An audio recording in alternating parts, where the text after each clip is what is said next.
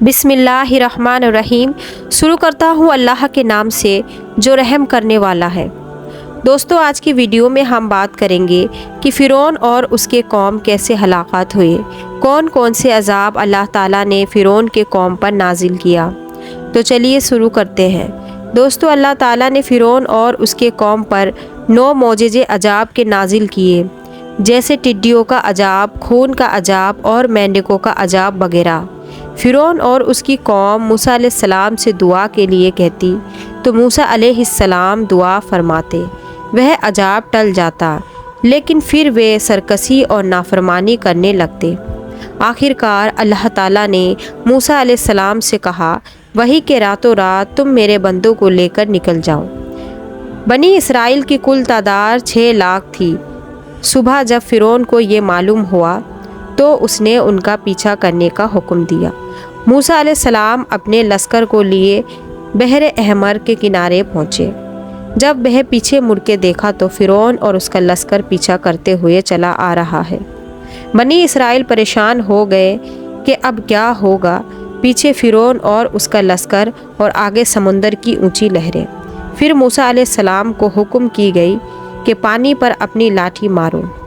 جو ہی آپ نے لاٹھی ماری تو سمندر کے راستے بن گیا اور پانی پہاڑوں کی طرح کھڑی ہو گئے۔ سب کے سب اس راستے سے باہر نکل گئے۔ اب جیسے ہی فرعون اور اس کا لشکر پانی کے پاس پہنچے تو دیکھا کہ سمندر میں راستہ بنا ہوا ہے۔ پہلے تو فرعون ڈرا کہ یہ کیا ماجرا ہے، لیکن پھر اس نے اپنے گھوڑوں پر لشکر کو لے کر اس راستے پر داخل ہوا۔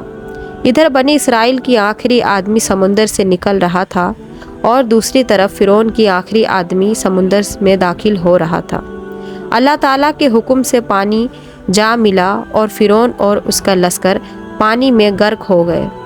جب فرعون ڈوبنے لگتا ہے تو کہتا ہے کہ میں موسیٰ علیہ السلام کے رب پر ایمان لاتا ہوں، پر اب توبہ قبول نہیں ہو سکتا، کیونکہ موت کے آخری وقت میں جب فرشتے کو دیکھنے لگتے ہیں تو توبہ قبول نہیں ہوتے۔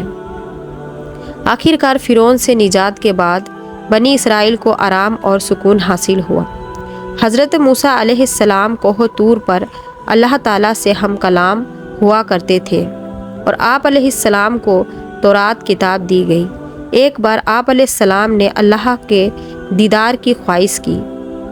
بہت ارسال کے بعد اللہ تعالیٰ نے اپنے نور کی ایک چھوٹی سی تجلی ڈالی، جس کی وجہ سے پہاڑ ریزہ ریزہ ہو گیا اور آپ علیہ السلام بے ہوش ہو گئے، اور بعد میں اللہ رب العزت کے بارگاہ میں معافی مانگی اور سجدہ ریز ہوئے۔